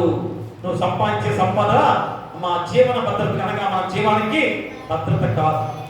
నేను డబ్బు సంపాదించుకున్నాను కనుక నేను పరలోక రాజ్యంలో ఈ డబ్బిచ్చి నా ప్రాణాన్ని, నా యొక్క జీవాన్ని, నిత్య జీవానికి డబ్బిచ్చేసి కొనుక్కుంటాను అనుకుంటున్నావా? ఏ మాత్రం కూడా కుదరదు. ఇంకా మరణం ముందు ధనం నిరుపయోగం. ఖచ్చితంగా ఆ మరణం వచ్చినప్పుడు ఎన్ని కోట్లైనా ఖర్చు పెడతాను, డాక్టర్ గారు రక్షించండి అంటారు కదా. నాకు చాలా డబ్బు ఉంది కనుక ఎన్ని కోట్లైనా ఇస్తాను మా బిడ్డను బ్రతికించంటారు. బ్రతికిస్తాడా? అది నచ్చండి, ఒకసారి ఆలోచించేయండి. అలాగే దేవుని కొరకు ధనవంతులుగా ఉండాలి. మా దేవుని కొరకు ధనం సంపాదించుకునే వారిగా ఉండాలి. ఎలాగా? అమ్మా నీ గుణదాన్ని ఎదురు వారికి సహాయం చేస్తూ ప్రేమతో, అనురాగాలతో, శాంతి సమాధానంతో, ఓర్పు సాత్వికమైన గుణాలతో నువ్వు ఎలాగా ఉండాలో అదే పరలోక రాజ్యంలో ధనం సంపాదించుకోవడం. అంతేగాని ఈ తుప్పు పట్టే, ఈ యొక్క చదలబట్టే ఈ డబ్బు విషయంలో కాదు దేవుడు నీకు గుర్తు చేస్తుంది. అందుకే కీర్తన గ్రంథంలో చూడండి 49వ సంకీర్తన చూడండి ఒకసారి. 49వ సంకీర్తన 16-17 వచ్చిన చదవండి. 49:16-17 ఒకడు ధన సంపన్నుడైనప్పుడు వాని ఇంటి ఘనత విస్తరించుచున్నప్పుడు భయపడకము, వాడు చనిపోవునప్పుడు ఏమియూ కొనిపోడు, వాని ఘనత వాని వెంట దిగదు. చూడండి, ఒకడు ధన సంపన్నుడైనప్పుడు వాని ఇంటి ఘనత విస్తరించినప్పుడు భయపడకము, వాడు చనిపోయినప్పుడు ఏమీ కొనిపోడు, వాని ఘనత వాని వెంట దిగదు. చూసారా? ఆ డబ్బు నీతో ఏమైనా ఎంతుందా? మా మరణించిన వారంలో కూడా తీసుకెళ్ళి ఆ మట్టిలో కూర్చున్నాయి కదా, అవును కదా? ఏమైనా డబ్బు మూట కట్టి వేస్తాను దాంట్లో, ఆ డబ్బుని కూడా తీసుకెళ్ళి పరలోక రాజ్యానికి వెళ్తారా? లేదు కదా. మరి ఎందుకు ఎంత ఆరాటపడుతున్నావు, ఆశపడుతున్నావు? అత్యాశలతో మా ధనాన్ని సంపాదించాలని వేరు వేరు మార్గాల్లో దుర్మార్గులుగా మార్చబడుతున్నారు జీవితాలు. ఇక ప్రసంగి గ్రంథం 5వ అధ్యాయం చూడండి. ప్రసంగి గ్రంథము 5వ అధ్యాయంలో 10వ వచనం చదవండి. 10వ వచనం. ద్రవ్యము ఆపేక్షించువాడు ద్రవ్యము చేత తృప్తి నొందడు, ధన సమృద్ధి ఆపేక్షించువాడు దాని చేత తృప్తి నొందడు, ఇది వ్యర్థమే. చూసారా? ధనవంతా కూడా నువ్వు సంపాదించే సంపాదన వ్యర్థమే అని మళ్ళా చెబుతున్నాడు. మా మార్క్స్ సువార్త 8వ అధ్యాయం చూడండి ఒకసారి. మార్క్స్ సువార్త 8వ అధ్యాయము 36వ వచనాన్ని చదవండి. 9వ అధ్యాయము 8వ అధ్యాయము అంతే 36వ వచనం. ఒకడు సర్వలోకమును సంపాదించుకొని తన ప్రాణమును పోగొట్టుకొనుట వానికి ఏమి ప్రయోజనము? సర్వలోకాన్ని సంపాదించుకొని తన ప్రాణాన్ని పోగొట్టుకుంటే నీకేం ప్రయోజనం? ఇక నువ్వు సామెతల గ్రంథం చూడండి ఒకసారి. సామెతల గ్రంథంలో 11వ అధ్యాయము, సామెతల గ్రంథం 11వ అధ్యాయము 4వ వచనాన్ని చదవండి. 4వ వచనం. ఉగ్రత దినమందు ఆస్తి అక్కడికి రాదు, నీతి మరణం నుండి రక్షించును. చూడండి, ఉగ్రత దినమందు ఆస్తి అక్కడికి రాదు. అది జరిగింది ఎన్నో సందర్భాలు. జలప్రలయం వచ్చినప్పుడు ఆస్తి ఏమైనా ఉపయోగపడిందా? మా సుధమ గొప్పరాల మీద అగ్ని గంధకాలు కురిపించేటప్పుడు ఆస్తి ఏమన్నా అవసరం వచ్చిందా? తర్వాత ఎన్ని జబ్బులు వస్తున్నాయి కదా, ఎన్నో భయంకరమైన రోగాలు. అప్పుడు కరోనా వ్యాధి వచ్చినప్పుడు ధనవంతులుగా ఆయన తప్పిస్తే ఆ జబ్బు తగ్గించే విధంగా ఉందా? మరి మొన్న మనం కరోనా వైరస్ ద్వారా చూస్తూ ఉన్నాం. ఆయనకు ఎంత డబ్బిస్తారో రక్షించంటే రక్షించబడ్డారా? ఎంతో మంది చనిపోయారు. ప్రియా దేవుని బిడ్డలారా గమనించండి. అందుకనే ఉగ్రత దినమందు మా ఖచ్చితంగా నీ గుర్తు చేస్తున్నాడు. ఉగ్రత దినమందు ఆస్తి ఎక్కడికి రాదు, నీతి మరణం నుండి రక్షించును. ఏది రక్షిస్తుంది? నీతి. కాబట్టి ఈ రోజుల్లో మనుషులు ఏ రీతిగా బ్యాంక్ బ్యాలెన్స్లు కోట్లు కూడా బ్యాంకుల్లో దాచిపెట్టుకోవడానికి ఏం చేస్తున్నారు? స్విట్జర్లాండ్ లో స్విస్ బ్యాంకుల్లో దాచిపెట్టుకున్నారు. ఎందుకంటే అక్కడ లెక్క చూపించే విధానం లేదు. ఆ దేశమే స్వతంత్ర దేశంగా ఎవరికి ఇతరుల లెక్క చూపించే విధానం లేదని ఆ డబ్బంతా తీసుకెళ్లి ఆ స్విస్ బ్యాంకుల్లో దాచిపెట్టుకుంటున్నారు చాలా మంది కోటీశ్వరులు. ప్రియా దిమరా, ఇంకా ఆస్తులు, ఉద్యోగము, వ్యాపారము ఏ విధంగా వీటి మీదే ఆశపడుతున్నాం. వీటి మీదే అంతా ఆ దృక్పథం అంతా కూడా దాని మీదే పెట్టుకుంటూ ఉన్నారు కదా. మరి ఖచ్చితంగా ఉండొచ్చు, కానీ దేవుని తర్వాతే ఆలోచన ఉండొచ్చు, కానీ అది దేవుని తర్వాత అనేది ఆలోచన చేసుకోవాలి. కానీ అది కాదు, దేవుడు కాదు. ధనమే ధనమే ధనమే ధనమే దైవం అనే ఆలోచనతో మనం జీవిస్తున్నాం ప్రియరా. అందుకని ఇక్కడ దేవుడు లేకుండా సంపాదించినది నిత్య జీవితానికి ప్రయోజనం కాదని గుర్తు చేస్తున్నాడు. తన భవిష్యత్తును భద్రపరుచుకున్నామని ఈ యొక్క వ్యవసాయ రైతు, ధనవంతులైన రైతు అనుకున్నాడు. కానీ అతని ప్రణాళికలో దేవుడు లేడు. దేవుడి నుంచి ఏమైనా ఆలోచన చేశాడా? దేవుడి పట్ల ఏమైనా ఆలోచన చేశాడా? ఏమీ లేదు. అతను చేసిన తప్పులేంటి? దేవుడిని మర్చిపోయాడు. ఖచ్చితంగా దేవుడిని మర్చిపోయాడు. తన ఆత్మను నిర్లక్ష్యం చేశాడు. చూడండి, పరిశుద్ధాత్మ దేవుడు లోపల ఉండగా కూడా పరిశుద్ధాత్మ దేవుడిని నిర్లక్ష్యం చేశాడు.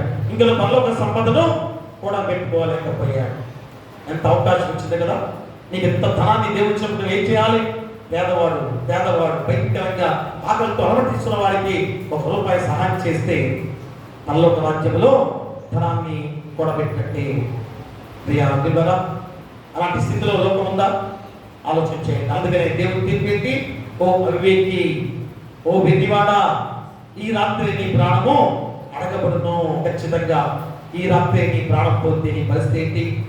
కాబట్టి ప్రకటన గ్రంథంలో 3వ అధ్యాయం ఒకసారి చూడండి. ప్రకటన గ్రంథము 3వ అధ్యాయము 17-18 వచనాలు. 3వ అధ్యాయము 17-18 వచనాలు. నీవు దౌర్భాగ్యుడవను, దిక్కుమాలిన వాడవను, దరిద్రుడవను, వృద్ధివాడవను, దిగంబరులై ఉన్నావని ఎరుగక నేను ధనవంతుడను, ధనవృద్ధి చేసి ఉన్నాను, నాకేమీ కొదువలేదని చెప్పుకొనుచున్నావు. ప్రియరా, నీవు ధనవృద్ధి చేసుకున్నట్లు అగ్నిలో పుటం వేయబడిన బంగారమును, నీ దిశగా సిగ్గు కనపడుతున్నట్లు ధరించుకున్నట్టు తెల్లని వస్త్రములను, నీకు దృష్టి కలిగినట్లు నీ కన్నులకు కాటుకను నా యొక్క కొనుమని నీకు బుద్ధి చెప్పుచున్నాను. ప్రియరా, నీ కళ్ళు మూసుకుపోయాయి. ఎలాంటి స్థితిలో ఉన్నావు? దౌర్భాగ్యులుగా, దిక్కుమాలిన వాడవను, దరిద్రులను, వృద్ధివాడను, దిగంబరులై ఉన్నావు. అది ఎరుగగా నేను ధనవంతులను, ధనవృద్ధి చేసి ఉన్నాను, నాకేమి కొదువా? ఇంత భయంకరమైన స్థితి ధనవంతులుగా ఉన్నవాడు. ప్రేమలా, కాబట్టి ఎప్పుడైనా ఆలోచన చేసుకొని మా భూమిపై సంపద కూడబెట్టడం తప్పు కాదు, కానీ మా దేవుని కొరకు జీవించకుండా సంపద కూడబెట్టడము అవివేకం. చూసారా ఏమంటాడు? భూమిపై సంపద కూడబెట్టడం తప్పు కాదు, నీ కష్టార్జితమైన సంపాదన కూడబెట్టడం తప్పు కాదు, కానీ దేవుని కొరకు జీవించకుండా సంపద కూడబెట్టమే లక్ష్యంగా చేసుకుంటే అది దేనికి కూడా పనికి రాకుండా ఉండే విధానం. కాబట్టి మాకు ఖచ్చితంగా లోక సంపదలపై ఆధారపడే జీవితము వ్యర్థము అని గుర్తు చేస్తున్నాడు. ఇక రెండవది, సంతృప్తితో కూడిన భక్తియే గొప్ప లాభము. మా ప్రతి విషయంలో సంతృప్తి పడాలి, సంతృప్తి పడాలి. అదే రెండవ అంశంగా చెప్తున్నాడు. సంతృప్తితో కూడిన భక్తియే గొప్ప లాభ సాధకము. చూడండి, తిమోతికి రాసిన మొదటి పత్రిక 6వ అధ్యాయము 6వ వచనాన్ని మనం చదువుకుందాం. సంతృప్తి సహితమైన దైవభక్తి గొప్ప లాభ సాధకమై ఉన్నది. మనం ఈ లోకంలోకి ఏమీ తెలియదు, దీనిలో నుండి ఏమీ మనం తీసుకుని పోలేము. కాగా అన్న వస్త్రములు కలవారమై ఉండి వాటితో తృప్తి పొంది ఉండము. వివరా ఇంకేం కావాలి? మా అన్న వస్త్రములతో హ్యాపీగా జీవిస్తున్న జీవితం ఇక చాలదా? కాదు. మా డబ్బు చాలా కావాలనుకుంటే సరే, డబ్బు వచ్చినప్పుడు ఏం చేస్తాం? నీ కలిమి విస్తరిస్తే ఏం చేస్తాం? విచ్చలవిడిగా ఖర్చు పెట్టుకోవడానికి ప్రయత్నం చేస్తాం కదా. డబ్బున్నప్పుడు ఏం చేస్తామమ్మా? ఆ డబ్బుతో ఏదైనా కొనాలనుకొని ఇష్టానుసారంగా ఆ లోపల మన క్రియలన్నీ కూడా మారిపోతాయి. చెడు మార్గంలోకి అపవాది నడిపించే విధానమే ఈరోజు లోపతనంగా సంపాదించే సంపాదన విషయంలో దేవుడు గుర్తు చేస్తున్నాడు. అందుకనే అపోస్తలుడైన పౌలు తిమోతితో సంతృప్తితో కూడిన భక్తి మహా లాభకరమైందని బోధిస్తూ గుర్తు చేస్తున్నాడు. ఏమని? మనం లోకములో ఏమీ తీసుకుని రాలేదు. మనం తల్లి గర్భాన పుట్టినప్పుడు ఏమైనా తీసుకొచ్చావా? దిగంబరిగానే పుట్టావు కదా. మళ్ళా చనిపోయేటప్పుడు కూడా దిగంబరిగానే వెళ్ళిపోతావు. ఏమైనా తెచ్చావా? పుట్టుకతోనే వంశ వైద్యులతో పుట్టావా? మా తన సంపత్తితో పుట్టావా? లేదు కదా. కాబట్టి ఈరోజు గుర్తు చేస్తున్నాడు, ఏమి తీసుకుని వెళ్ళలేం, ఏమి కూడా తీసుకుని వెళ్ళలేం. మరి ఎందుకు ఈ ఆరాటం? మోసం చేస్తూ, ప్రజలను మోసం చేస్తూ ఈరోజు ప్రతి వస్తువు కూడా కదా మనం ఎక్కడికైనా వెళ్ళేదని అడిగితే మంచిదా కాదా ఆలోచన చేయవా? ఖచ్చితంగా. అప్పుడప్పుడు నేను రాష్ట్ర ఎవరు కలిసినప్పుడు వ్యాపారాన్ని అడుగుతుంటా, అది మంచిదేనా? మంచిదా అంటే వ్యాపారం ఏమంటాడు? మంచిది కాదు అంటాడా? అమ్మ కాదని లేదా? అది చాలా మంచిది, ఫ్రెష్ అంటే ఇప్పుడేనండి, చాలా మంచిదని చెప్పి అంటుంటారు కదా. వెంటనే మాస్టర్ గారు సరే వేస్తాను. అక్కడ వ్యాపారి దగ్గర నువ్వు మంచిదా కాదంటే మంచిది కాదని చెప్పి అమ్ముతాడా? ప్రియా దేవులారా, ఈరోజు మనందరం కూడా అదే భావన కాదా? ఎక్కడికి వెళ్ళగా ఇది మంచిదా కాదా అని ఆలోచించి ఏదైనా వ్యాపారమైన అధికారమైన విధానాల్లో కానీ ఇంకనో జ్ఞానంలో అయినా కానీ ఇవన్నీ కూడా మన ఆలోచనలు ఎలాంటివో ఒకసారి ఆలోచన చేసుకుంటే ఎందుకు ఇలాగ ఉంది? మోసకరమైన జీవితాలతో ధనాన్ని సంపాదించుకునే వారు ఎక్కువగా మారిపోయిన విధానాలే ఈరోజు ఈ లోపల ఎలాగ ఉంది. ఇంకా ధనాశ, ప్రేమ అనేక దుఃఖాలకు మూలం. ఖచ్చితంగా ధనాశ, మా ప్రేమ అనేక దుఃఖాలకు మూలంగా గుర్తు చేస్తున్నాడు. అందుకని చూడండి, ఎబ్రిల్ రాసిన పత్రిక అపోస్తలుడైన పౌలు ఎబ్రిల్ రాసిన పత్రిక 11వ అధ్యాయము 5వ వచనాన్ని చదవండి. ధనాపేక్ష లేని వారై మీకు కలిగిన వాటితో తృప్తి పొంది ఉండుడి. నిన్ను ఏ మాత్రమును విడవను, నిన్ను ఎన్నడను ఎడబాయను అని ఆయనే చెప్పిన కదా. వినరా? ధనాపేక్ష లేని వారై మీకు కలిగిన వాటితో తృప్తి పొంది ఉండుడి. నీకు ఏదైతే దేవుడిచ్చాడో దాని అందే తృప్తిపడు. అదిగో వాడేవాడో చాలా గొప్పవాడుగా ఉన్నాడు, వాడిదంతా కూడా నాకు కావాలనే ఆశ ఈరోజు నిన్ను నాశనానికి దారి తీస్తుంది. నీకు ఏ కొద్దిగా ఉన్నా కానీ దాంతో తృప్తిపడు. అదే దేవుడు అపోస్తలుడైన పౌలు ద్వారా తిమోతికి గుర్తు చేస్తున్నాడు. ఎందుకంటే ఒక దైవజనుడుగా సంఘాల్లోకి వెళ్తున్నాడు కనుక ఆ దైవజనుడికి ఎలా ఉండాలో నేర్పిస్తూ ఉన్నాడు. కాబట్టి అపోస్తలుడైన పౌలు చెరసాలలో ఉన్నప్పుడు సంతోషంగా ఉన్నాడు. ఎందుకంటే అతని ఆనందం పరిస్థితుల్లో కాదు, ప్రభువులో ఉంది. ఈరోజు చెరసాలలో లేఖ రాశాడు. తిమోతికి ఎక్కడ రాశాడు? చెరసాలలో. మరి ఏమన్నా దుఃఖపడుతున్నాడా? ఏ మాత్రం దుఃఖపడలేదు. ఎందుకని? దేవుడు నాకు తోడుగా ఉంటే నాకు అదే ఐశ్వర్యం, నాకు అదే ధనం, అదే బలం, అదే జ్ఞానం. అందుకని సంతోషంగా ఉన్నవాడు. కాబట్టి మన హృదయంలో దేవుడికి కృతజ్ఞతాస్తుతులు చెప్పుకొని ఖచ్చితంగా అందరూ సంతృప్తిగా, హృదయాన్ని ఎప్పుడు కూడా శాంతిగా, సమాధానంగా నిర్మించుకునే వారిగా ఉండాలి. ఏదో అత్యాశలు పోయి అది కావాలి కోరుకొని అప్పులు పాలై ఇన్ని నష్టాలు ఈరోజు కొని తెచ్చుకుంటున్నారు కదా. మనం ఎక్కువగా స్త్రీలు దయచేసి ఏమనుకోవద్దు కదా. మా యజమానులు కూడా అంతే తయారయ్యాలి, పురుషులు కూడా అంతే ఉన్నారు. సంపాదన లేకుండా ఏ విధమైన సంపాదన చేయకుండా ఆడవాళ్ళ మీద ఆధారపడే వారు కూడా ఈరోజు ఉన్నారు. అందుకని అస్తవ్యస్తం అయిపోయింది లోపలికి జీవిత విధానం. యజమానులు కష్టపడాలి, కష్టాతీతమైన సంపాదనతోనే జీవించాలి.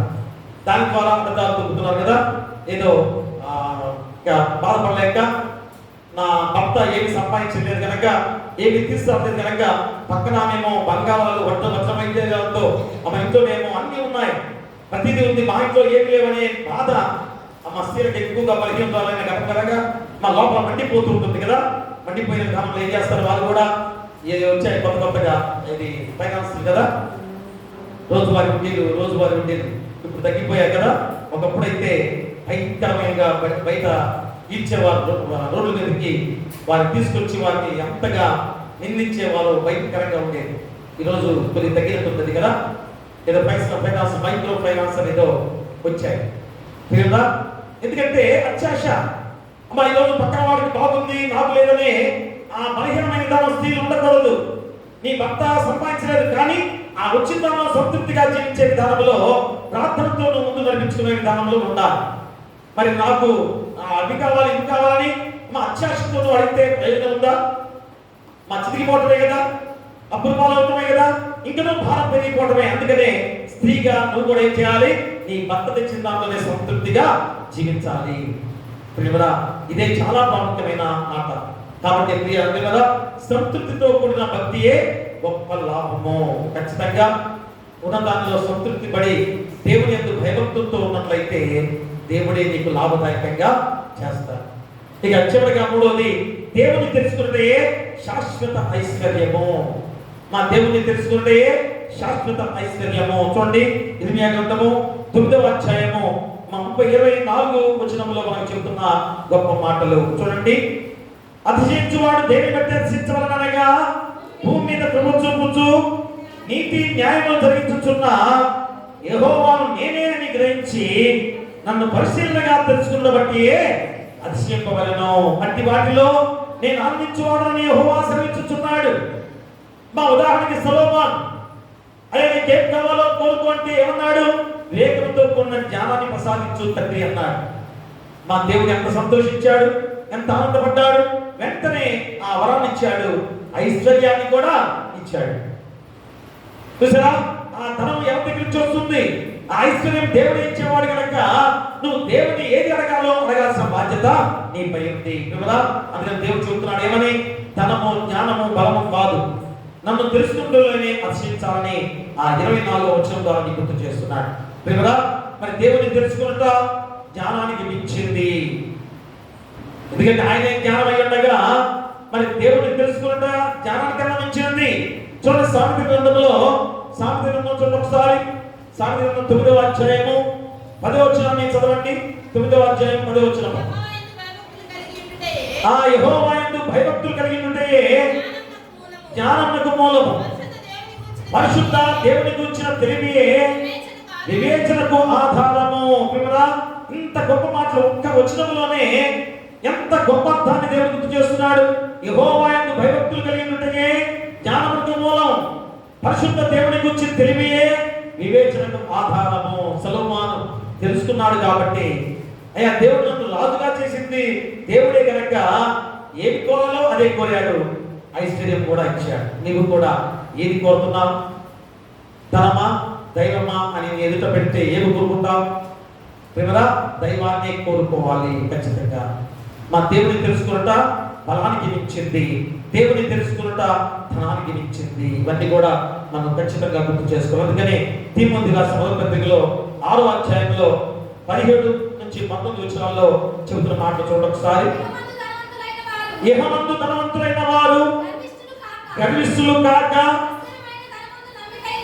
అస్థిరమైన ధనమందు నమ్మిక ఉంచక, సుఖముగా అనుభవించుటకు సమస్తమును మనకు ధారాళముగా దయచేయి దేవుని యందే నమ్మిక ఉంచుడని ఆజ్ఞాపించుము. వారు వాస్తవమైన జీవమును సంపాదించుకునే నిమిత్తము రాబో కాలమునకు మంచి పునాది తమ కొరకు వేసుకొనొచ్చు.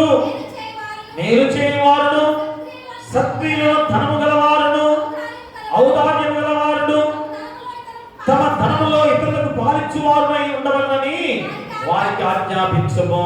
దైవజనుడుగా తీమోతికి ఆజ్ఞాపించమంటున్నాడంటే అర్థం ఏంటి? మా దేవుని ఆజ్ఞ దైవజనుల ద్వారా వచ్చే ఆజ్ఞ స్వీకరించాలి. అది మేమేదో ఆజ్ఞ జారీ చేసినట్లు కాదు. అమ్మ దేవుడే ఆజ్ఞ జారీ చేస్తున్నాడు కనుక ఖచ్చితంగా స్వీకరించాలి. నువ్వు చెప్పేది పాస్ గారు అని అంటారేమో కదా, అది మేము చెప్పేది కాదు. ఆజ్ఞ ఎవరు జారీ చేశారు? దేవుడే. కాబట్టి ఖచ్చితంగా మంచి పునాది తమ కొరకు వేసుకోవచ్చు. మేలు చేయవారును, సత్క్రియలను ధర్మగల వారును, ఔదార్యము గల వారును తమ ధనములో ఇతరులకు పాలించు వారిని ఉండవలని వారికి ఆజ్ఞాపిస్తున్నాడు. నీకు ధనము ఐశ్వర్యం ఎందుకు ఇచ్చాడో తెలుసా? మా దేవుని సేవ చేసే వారికి ఉండాలి. అలా ఉంటున్నారా? ధనవంతుడు లాజరు కథలో అదే కదా, ధనవంతుడికి ఎత్తినంత ఐశ్వర్యాన్ని ఇచ్చాడు, పేదవారిని రక్షించడానికి, తోటి వాడికి సహాయం చేయడానికి. అదేంటంటే ఇంత కష్టపడి మోసం చేసి నేను ఇంత డబ్బు సంపాదించుకొని మళ్ళా బదిలీ పెట్టాలా అని అనుకుంటున్నారేమో కదా. మరి నీకు అంత ఐశ్వర్యాన్ని ఇచ్చిన దేనికి? ఆ డబ్బు ఏం చేసుకోను? పల్లపు రాజ్యానికి తీసుకెళ్ళడానికి ఉందా? అమ్మ ఉందా? లేదు కదా. మరి నువ్వు వెళ్తూ ఏం తీసుకుని పోవు కదా. నువ్వు ఉన్నప్పుడు ఏం చేయాలి? మన బృందంలో ఏదో సహాయం చేయాలి. ఎవరో ఒకరికి ఆ సహాయపడే వారికి ఉండాలి. దేవుని సేవకు కూడా ఉపయోగించాలి. దేవుని ఆలయానికి కూడా ఇవ్వాలి. మరి దేవుని ఆలయానికి నేనే ఇవ్వాలా? అసలు ధనవంతులే ఎవరు కదా. దేవుని ఆలయంలో ఏదన్నా అడిగితే వెంటనే పాస్టర్ గారుగా అనౌన్స్మెంట్ చేస్తే నాకు తెలిసినంత వరకు ఎవరో కొంతమంది ఉంటారు, కానీ అసలు లేని వారు రోజు కష్టపడుతూ మా 200 కూడా రాని వారే ఆ చక్కటి విధానంలో దేవునికి ఏది కావాలని ఇచ్చేవారికి ఈరోజు నేను కళ్ళారా చూశాను. బాగా ధనవంతులైన వారు ఏం చేస్తారు? ఒక 10 రూపాయలు ఇస్తారు. ఏది వారి బృందంలో ఒక 100 రూపాయలు ఇస్తారు. లేని వారు 10 రూపాయలు ఇచ్చినా అదే గొప్పతనం, అంతే కదా. వారికి 1 కోటి రూపాయలు ఉన్నాయి. 1 కోటి రూపాయలు 100 రూపాయలు ఇస్తే ఏముంది? మనకి ఏమీ లేని దాంట్లో 10 రూపాయలు ఇస్తే అది గొప్పతనం కదా. ఈరోజు అందుకనే ధనవంతులుగా ఆ డబ్బే ప్రధానంగా, డబ్బే దైవంగా కొలుస్తూ ఎంత నాశనానికి గురవుతున్నారో, కుటుంబాల్లో ఎన్ని శ్రమలు సొంతలు ఎదురవుతున్నాయో ఆలోచన చేసుకొని మన దేవుని కార్యాలను కూడా ఖర్చు పెట్టే వారిగా ఉండాలి. దేవుని పని చేయడానికి దేవుడు నిన్ను వాడుకుంటున్నాడు. అది ఆనందపడాలి, సంతోషపడాలి. అదే నాకు ధనం ఇచ్చాడు కనుక నేనే గొప్ప అనే అహంకారం అనే అతిశయము నీలోంచి తీసివేసుకొని మా తగ్గింపుతో లేని వారికి సహాయం చేస్తూ ఆలింగనం చేసుకుని వారికి సహాయం చేసే వారిగా ఉండాలి. అదే క్రైస్తవ ప్రేమ. అందుకనే మా ధనవంతులు ఎలా ఉండాలి? గర్వించకూడదు, ధనములో నిరీక్షణ పెట్టకూడదు, మంచి కార్యములలో ధనవంతులై ఉండాలి. పరలోక నిధిని కూడా పెట్టుకోవాలంటే ఏంటి? ఎవరు చెప్పాడో అక్కడ? అదిగో 12వ వచనంలో, ధైర్యంగా నీవైతే వెంట విసర్జించి నీతిని, భక్తిని, విశ్వాసమును, ప్రేమను, ఓర్పును, సాత్వికమును సంపాదించుకున్నకు ప్రయాసపడము. చూసారా? ఆ మంచివి సంపాదించుకోవాలంటే ఏం చేయాలి? ప్రయాసపడాలి. నాకెందుకు ప్రయాసం అనుకుంటున్నారా? దుడ్డిదారిలో దొంగదారిలో పోతే ఎంతో డబ్బు వస్తుందని ఆలోచన చేస్తున్నారా? అది వ్యర్థం, వ్యర్థం, వ్యర్థం. నీ కష్టార్జితమైన సంపాదనే నీకు జీవాన్ని ఇస్తుందని దేవుడు చెప్తున్నాడు. ఖచ్చితంగా ఈరోజు మన స్థితిలో ఉండాల్సిన ధనంలో దేవుడిని తెలుసుకున్నట్టు ఏ నిజమైన ఐశ్వర్యం. ఖచ్చితంగా ఇర్మియా ప్రవక్త ద్వారా చెప్పిన ఈ మాటల ద్వారా మన జీవితాలు ధనమా, దైవమా, రెండింటిలో ఏది నువ్వు కోరుకుంటావో ఆ ధనం కోరుకుంటే నాశనము, ఉరి, అగ్ని ఆవులు పురుగు చావడం. దైవాన్ని కోరుకుంటే పరలోక రాజ్యంలో నిత్య రాజ్య వారసుగా ఉండబోతున్న గొప్ప క్షణాలు. అట్టి కృప మీ కుటుంబాన్ని కోరుతూ మీకును మీ కుటుంబాలకు సదాకాలం దేవుడు తోడైండు గాక. ఆమేన్. సమస్త జ్ఞానం ఇచ్చిన దేవుని సమాధానం యేసుక్రీస్తు వలన మీ హృదయములకును మీ తలంపులకును కావలయుండును గాక. ఆమేన్. దేవా నా యందు శుద్ధ హృదయము కలుగచేయుము.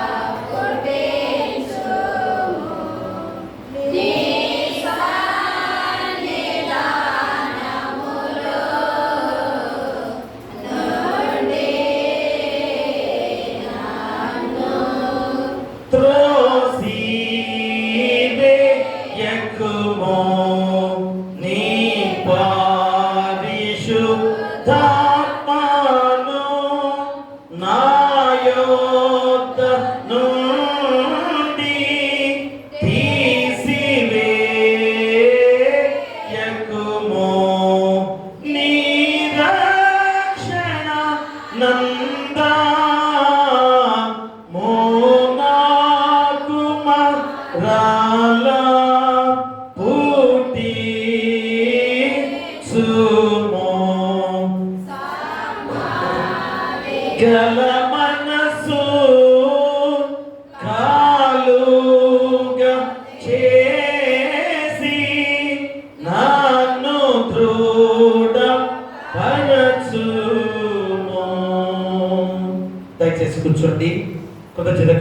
ముప్పడి కానుక తెచ్చిన వారి ముందుకొచ్చి దేవుని ఆశీస్సులు పొందుకోవాల్సిందిగా కోరి ప్రార్థిస్తున్నా.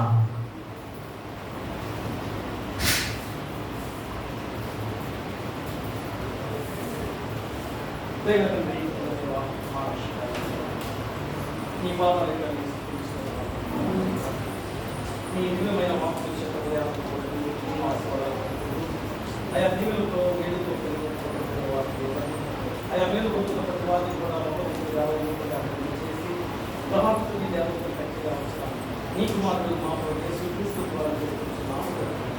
ఆమె తండ్రి కుమారుడు శుద్ధాత్మ ఏక దేవుడు తీసుకురాక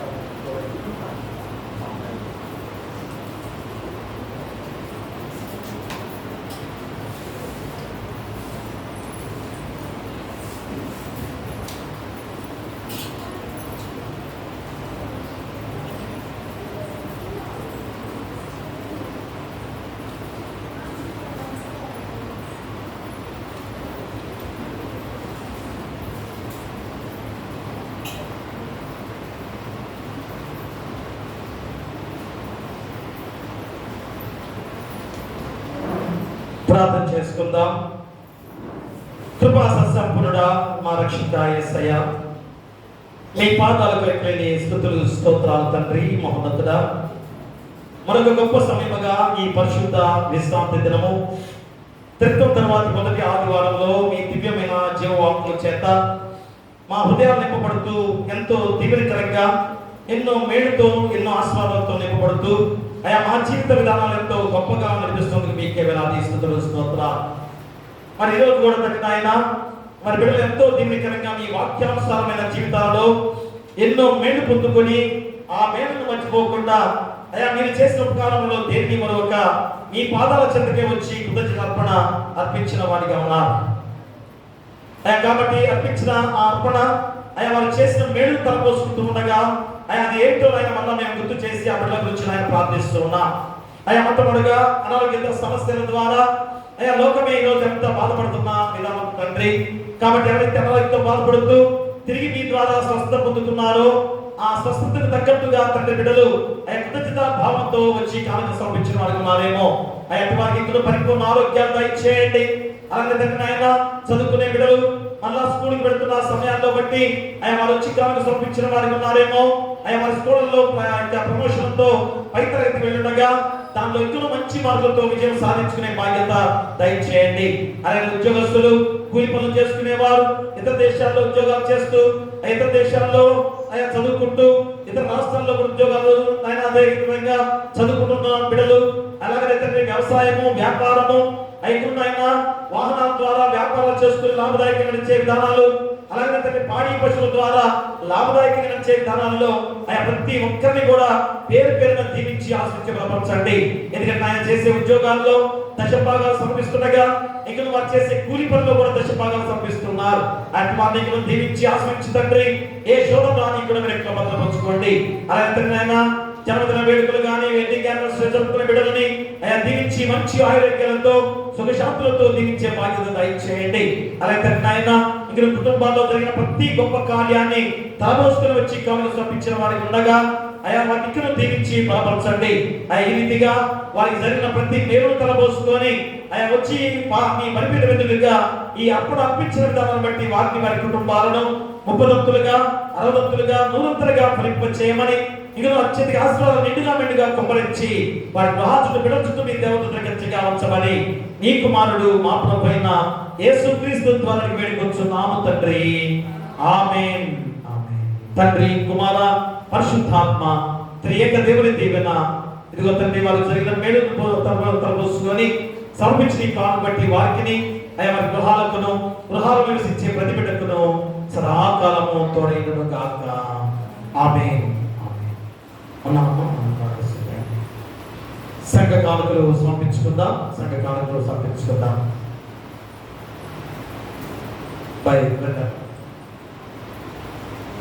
నీ ఘనము ప్రభు యేసుదే సమభాగము నీయ వెనుదీతువా ధనలోన ధనదాముల చలో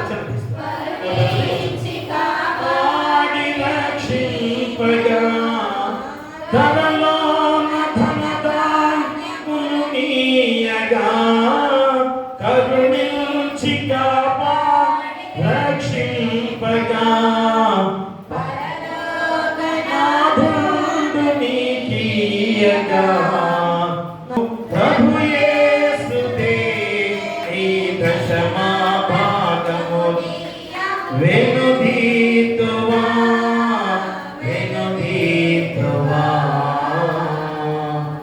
నీకీచు అర్పణలు నీవే మాకీచితివి మాకున్న సకలాస్తులు మాకున్న సకలాస్తులు మా ప్రభువా యవి నీవే కదా నీకీచు అర్పణలు నీవిప్పుడు గైకొనుమా